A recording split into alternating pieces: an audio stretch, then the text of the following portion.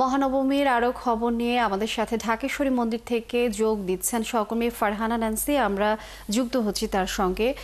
Nancy, আপনি যেখানে রয়েছেন একটু জানাবেন যে আনুষ্ঠানিকতা কেমন চলছে, এছাড়া সারাদিন আজ নবমীর আর কি আচার অনুষ্ঠান আছে সেই বিষয়ে জানিয়ে দেবেন।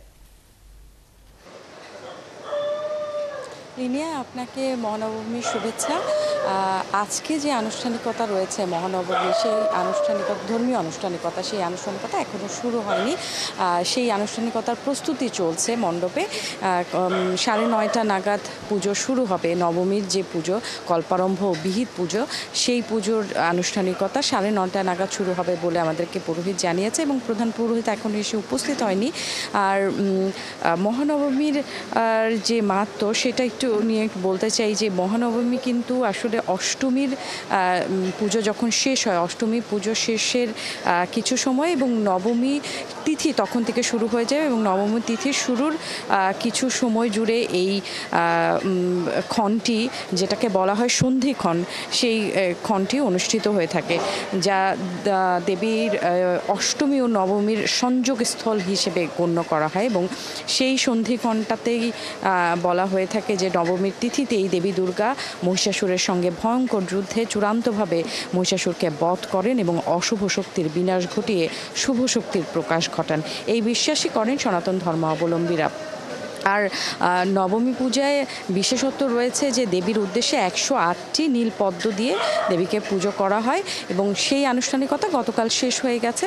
আজকে কল্পারম্ভ ও বিহিত পূজার যে আয়োজন, সেই আয়োজন কিছুক্ষণ পরে শুরু হবে, এবং সেখানটাতে আরতি রয়েছে, আরাধনা রয়েছে, ষোড়শ উপাচারে যে দেবীকে পুজো করা হয় সেই নিয়মাবলী চলবে। এরপর পূজা শেষে ভক্তরা দেবীর উদ্দেশ্যে অঞ্জলি নিবেদন করবেন এবং প্রসাদ বিতরণ করবেন। তারপর মূলত নবমীর দিন দেবীর বন্দনার সমাপ্তি ঘটে, এবং পরদিন যেহেতু বিজয়া দশমী, সেখানটাতে আসলে মণ্ডপে বিদায়ের সুরও শোনা যায়।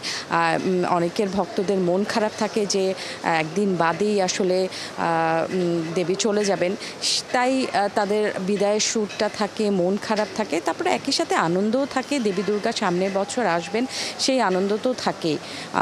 সব মিলিয়ে নবমীর দিনটা কিন্তু একেবারেই উদযাপনের দিন থাকে।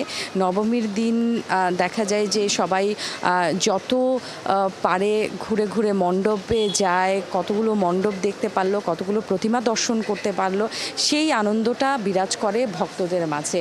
এবং একই সাথে বাড়িতে বাড়িতে যে উৎসব, খাওয়া দাওয়া সব কিছু মিলিয়ে একটা উৎসব মুখর পরিবেশ থাকে, এবং পুরোটাই কিন্তু উদযাপনের আনন্দে ভরপুর হয়ে থাকে।